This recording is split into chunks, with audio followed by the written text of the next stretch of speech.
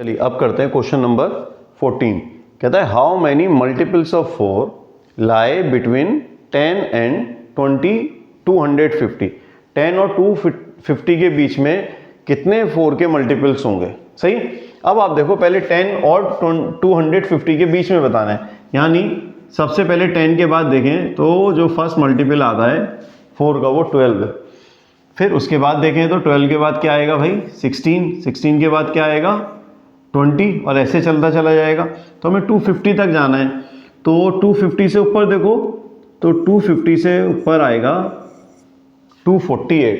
जो 248 है वो डिविजिबल है किससे, 4 से, या वो 4 का क्या है एक मल्टीपल है।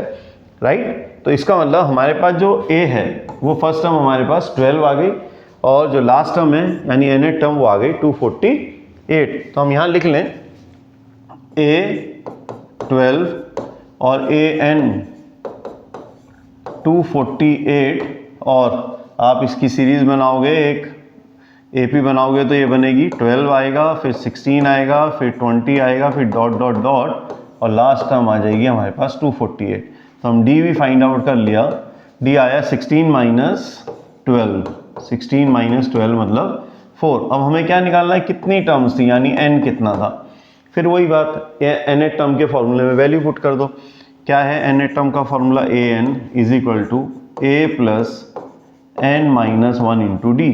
और an आपका है 248, यहाँ हमने लिखा 248, सॉल्व करा, a के प्लेस पे लिख दिया 12 plus n minus 1 into D और d यहाँ आया हमारा 4। राइट। अब 248 इसे कर लो minus 12 is equal to n minus 1 into 4। 8 से 2 गया, 6 बचा, 4 से 1 गया, 3 बचा और यहाँ 2 और यहाँ n माइनस 1 इंटू 4। 4 को नीचे ले आते हैं तो n minus 1 is equal to 236 upon 4, cut कर दो 4 से, 4 5 जा 20 और बचा 3, 3 6 36, तो 4 9 जा 36। तो हमारे पास आई value n minus 1 is equal to 59।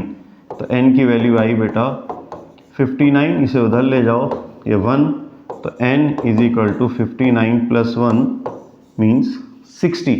It means 10 और 250 के बीच में 4 के 60 मल्टीपल्स होंगे। क्लियर। चलिए अब करते हैं क्वेश्चन नंबर 14। कहता है how many multiples of 4 lie between 10 and 20 250। 10 और 250 के बीच में कितने 4 के मल्टीपल्स होंगे। सही। अब आप देखो पहले 10 और 250 के बीच में बताना है, यानी सबसे पहले 10 के बाद देखें तो जो फर्स्ट मल्टीपल आता है 4 का वो 12 है। फिर उसके बाद देखें तो 12 के बाद क्या आएगा भाई 16, 16 के बाद क्या आएगा 20 और ऐसे चलता चला जाएगा। तो हमें 250 तक जाना है, तो 250 से ऊपर देखो तो 250 से ऊपर आएगा 248। जो 248 है वो डिविजिबल है किससे, 4 से, या वो 4 का क्या है एक मल्टीपल है।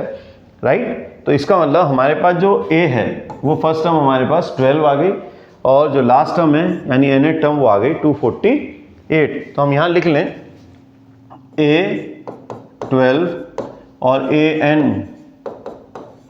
248 और आप इसकी सीरीज बनाओगे, एक AP बनाओगे तो ये बनेगी 12 आएगा, फिर 16 आएगा, फिर 20 आएगा, फिर डॉट डॉट डॉट और लास्ट टर्म आ जाएगी हमारे पास 248। तो हम D भी फाइंड आउट कर लिया। D आया 16 माइनस 12, 16 माइनस 12 मतलब 4। अब हमें क्या निकालना है, कितनी टर्म्स थी यानी n कितना था। फिर वही बात nth टर्म के फॉर्मूले में वैल्यू पुट कर दो। क्या है nth टर्म का formula, an is equal to a plus n minus 1 into D और an आपका है 248, यहाँ हमने लिखा 248, सॉल्व करा, a के प्लेस पे लिख दिया 12 plus n minus 1 into D और d यहाँ आया हमारा 4। राइट। अब 248 इसे कर लो minus 12 is equal to n minus 1 into 4। 8 से 2 गया, 6 बचा, 4 से 1 गया, 3 बचा और यहाँ 2 और यहाँ n माइनस 1 इंटू 4। 4 को नीचे ले आते हैं तो n minus 1 is equal to 236 upon 4, cut कर दो 4 से, 4 5 जा 20 और बचा 3 3 6 36, तो 4 9 जा 36, तो हमारे पास आई value n minus 1 is equal to 59। तो n की वैल्यू आई बेटा 59, इसे उधर ले जाओ, ये 1, तो n is equal to 59 plus 1 means 60। It means 10 और 250 के बीच में 4 के 60 मल्टीपल्स होंगे। क्लियर? अब करते हैं question number 16। Determine the AP, हमें एक एपी फाइंड आउट करनी है, बतानी है।